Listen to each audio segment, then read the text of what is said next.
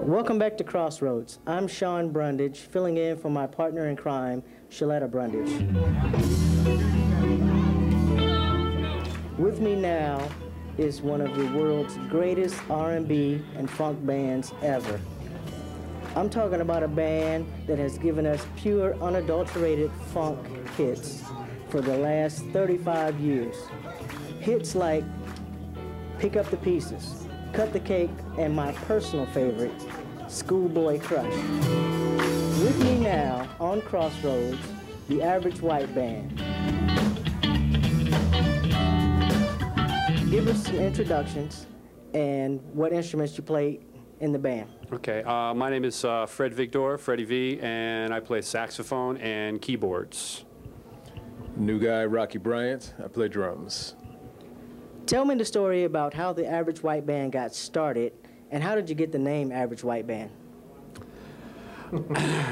Well, the band started, basically it was 6 Scots from Scotland, which is where all Scots are from, and a couple of them had played together in Scotland, but these guys all came together in London and started playing at a couple of clubs in London and formed a band. They hadn't played, all of them hadn't played together before, and they started this band. And they all were from different, different bands that were working around London. They got together, and they all had a common interest in R&B music, which is kind of uncommon for guys from Scotland. My 14-month-old son loves the song Pick Up the Pieces. How do you create music that stands the test of time? You don't try to create music that stands the test of time. You just try to create good music, and it just so happened that that particular song struck a nerve and continues to strike a nerve, and it's just one of those things that has been used constantly. When you hear it, you know exactly where you were the first time you heard it. I'll bet you know exactly where you were the first time you heard it. I know where I was the first time I heard it. And it's just, you don't set out to say, we're going to make a landmark recording. You just try to make something good, and just everything falls into place. And it has a lot to do with chemistry, the chemistry of the world, obviously, at the time, the chemistry of the guys that got together and did it. I mean, there's so many ingredients in terms of the sound, the style, what everybody was listening to and influenced by. But, credit where credit's due. The writing is a great piece of music. You talk about musical influences. Who has influenced the Average White Band?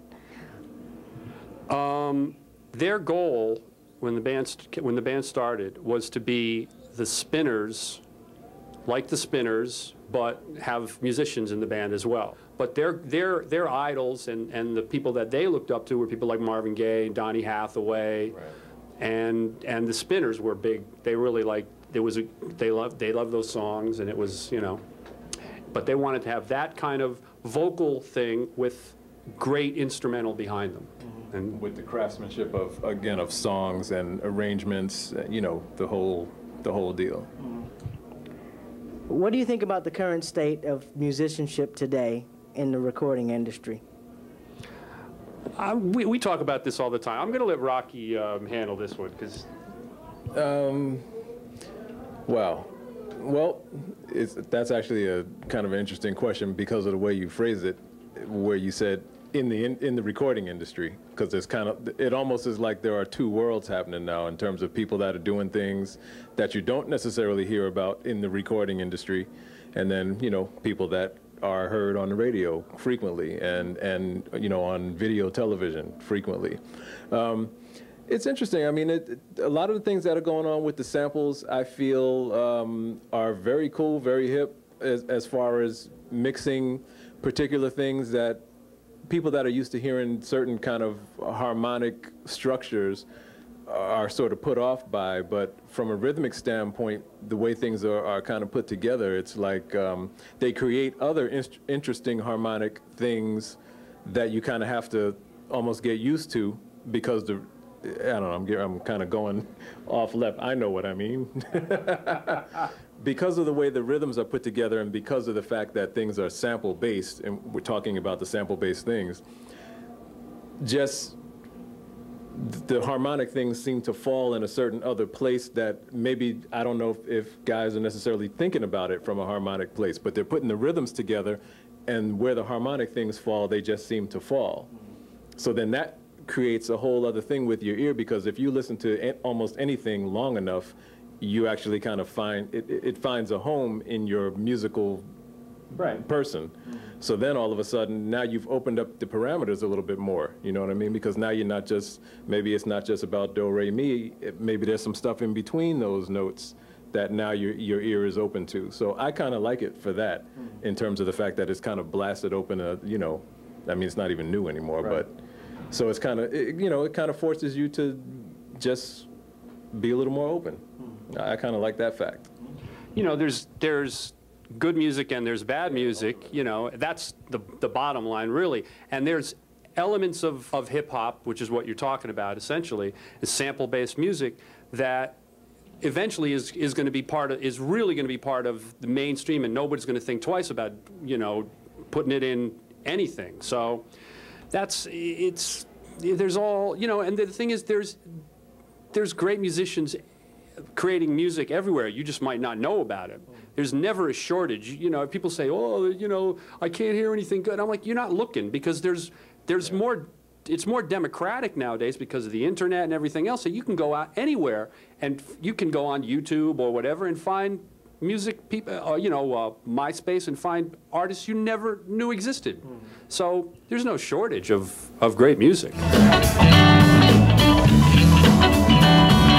So what's next for the Average White Band? Are you guys going to continue to tour, or can I expect another studio album from you guys in the next year or two? You can expect one, sure. You can go ahead and expect one.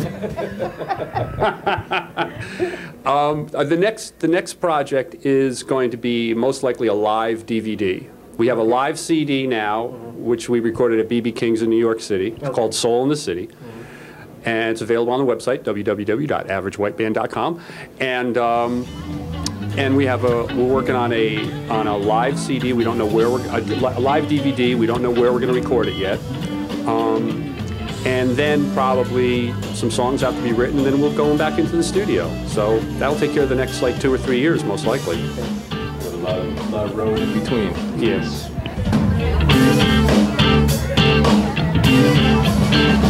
I'm Shawn Brundidge, signing off for Crossroads. Thanks for coming.